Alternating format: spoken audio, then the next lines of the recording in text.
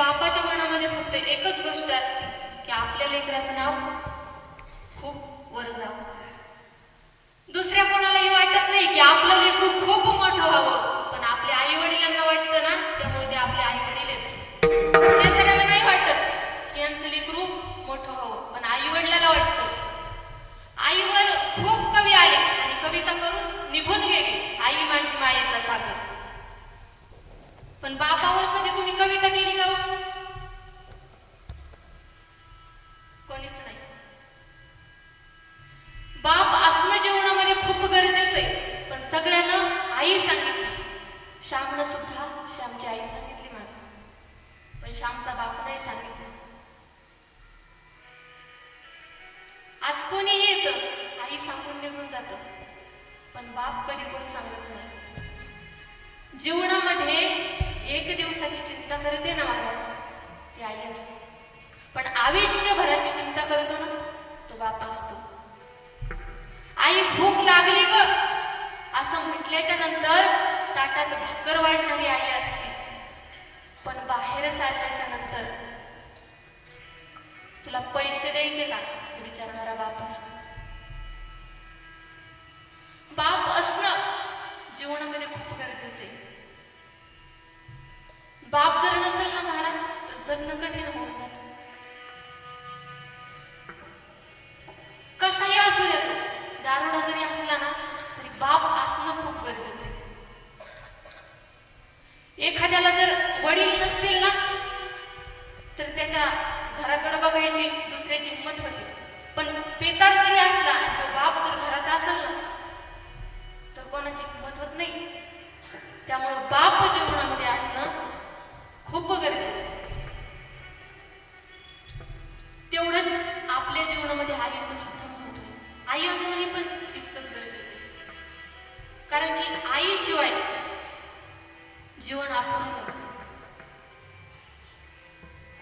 जन्म देते ती आई असते, एक दिवसाची काळजी करते ती आई असते, पण भविष्याची काळजी करतो तो बाप असतो महाराज. आपलं लेकरू भविष्यात खूप मोठं व्हावं, खूप यशस्वी व्हावं असं फक्त आई बापाला वाटतं, दुसऱ्या कोणाला नाही वाटत. आई बाप आहेत तोपर्यंत त्यांची किंमत करायला शिका. एकदा जर का आई बाप निघून गेले ना महाराज, नंतर कोणी नातेवाईक विचारायला येत नाही, आपलं आपल्याला पाहावं लागतं. त्यामुळं आई वडील आहेत ना तोपर्यंत त्यांची सेवा करा. आपण म्हणतो मेल्याच्या नंतर मी त्यांचं हे केलं, मी त्यांचं ते केलं, मी 13वा घातला, मी 10वा घातला, मी वर्ष श्राद्ध घातलं. ते पाहायला येतात का? नाही येत. आहेत ना तोपर्यंत त्यांना खाऊ घाला.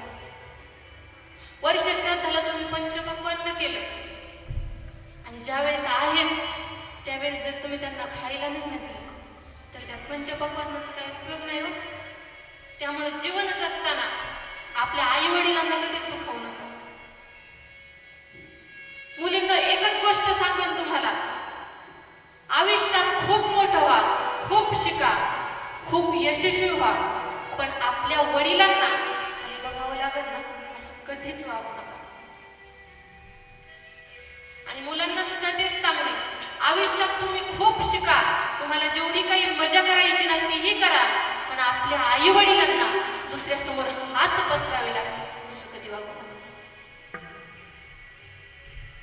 कारण आपल्या आई वडिलाला जर दुसऱ्यासमोर आपल्यामुळे खाली बघावं लागत असेल ना, याचं एवढं दुर्दैव नाही. ज्या दिवशी आपला जन्म होतो ना त्या प्रक्रियेलाच बाळांत असं म्हणतात. बाळ होताना आईचा अंतही होऊ शकतो, त्याला बाळांत म्हणतात. एखाद्या वेळेस जर बाळ जन्माला येताना क्रिटिकल कंडिशन आली ना आणि डॉक्टर जर बाहेर आले आणि डॉक्टरने जर विचारलं ना सासू सासऱ्यांना, तुम्हाला तुमचा नातू पाहिजे, नात पाहिजे की सून पाहिजे, ते सासू सासरे सुद्धा काय म्हणतात, आम्हाला आमची सून पाहिजे. आई वडिलांना जर विचारलं ना तुमची मुलगी पाहिजे की बाळ पाहिजे, त्यावेळेस ते ते सुद्धा म्हणतात आम्हाला आमची मुलगी पाहिजे.